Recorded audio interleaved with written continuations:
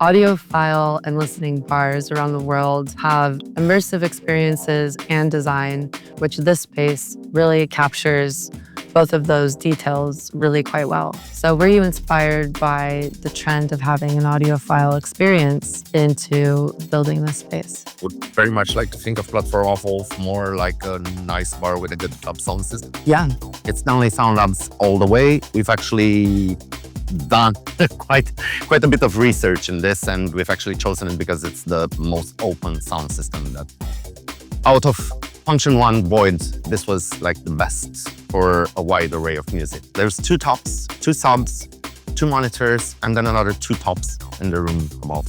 The indoor is 150 capacity, and the dance floor, as you can see, can hold up to 70. So this is actually a very small, intimate place, but it is actually amazing because for smaller artists, for smaller DJs, for smaller parties, this is a place where you can actually have a party with 50 people. It allows you the flexibility to invite certain DJs too. Yes. Smaller acts, lesser known DJs. Actually, it allows us to experiment quite a bit.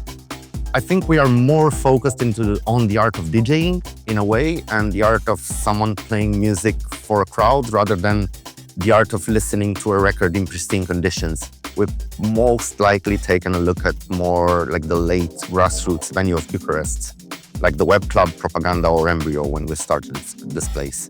What is that you mentioned?